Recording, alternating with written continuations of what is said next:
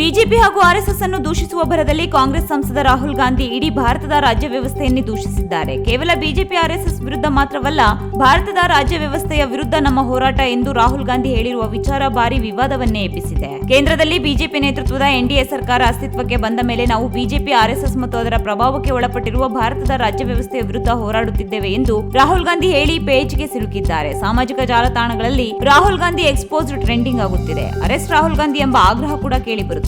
ರಾಜ್ಯ ವ್ಯವಸ್ಥೆಯ ವಿರುದ್ಧ ಹೋರಾಡುವುದು ಎಂದರೆ ರಾಷ್ಟ್ರ ವಿರೋಧಿ ಚಟುವಟಿಕೆಯಲ್ಲಿ ತೊಡಗುವುದು ಎಂದರ್ಥವಲ್ಲವೇ ಎಂದು ನೆಟ್ಟಿಗರು ರಾಗಾಗೆ ಪ್ರಶ್ನೆ ಮಾಡಿದ್ದಾರೆ. ಫೈಟಿಂಗ್ ವಿತ್ ಇಂಡಿಯನ್ ಸ್ಟೇಟ್ ಪದದ ಅರ್ಥ ತಿಳಿಸುವಂತೆಯೂ ನೆಟ್ಟಿಗರು ಒತ್ತಾಯಿಸಿದ್ದಾರೆ. ರಾಜಕೀಯ ಪಕ್ಷಗಳ ನಡುವಿನ ಹೋರಾಟವನ್ನು ವ್ಯವಸ್ಥೆಯ ವಿರುದ್ಧದ ಹೋರಾಟವನ್ನಾಗಿ ಪರಿವರ್ತಿಸುವ ಕಲೆ ಕೇವಲ ರಾಹುಲ್ ಗಾಂಧಿ ಅವರಿಗೆ ಮಾತ್ರ ಗೊತ್ತು ಎಂದು ಬಿಜೆಪಿ ವ್ಯಂಗ್ಯ ಮಾಡಿದೆ. ರಾಜ್ಯ ವ್ಯವಸ್ಥೆಯ ವಿರುದ್ಧದ ಹೋರಾಟದ ತಮ್ಮ ಅಂತರಾಳದ ಸತ್ಯವನ್ನು ಹೊರಹಾಕಿದ್ದಕ್ಕೆ ರಾಹುಲ್ ಗಾಂಧಿ ಅವರಿಗೆ ಧನ್ಯವಾದಗಳು ಎಂದು ಬಿಜೆಪಿ ಕಿಚಾಯಿಸಿದೆ ಹಾಗೂ ಕಾಂಗ್ರೆಸ್ ಈ ಬಗ್ಗೆ ಸ್ಪಷ್ಟನೆ ಕೊಡಬೇಕೆಂದು ಕೇಳಿದೆ. ಇದು 1 ಮಿನಿಟ್ ಪೊಲಿಟಿಕ್ಸ್.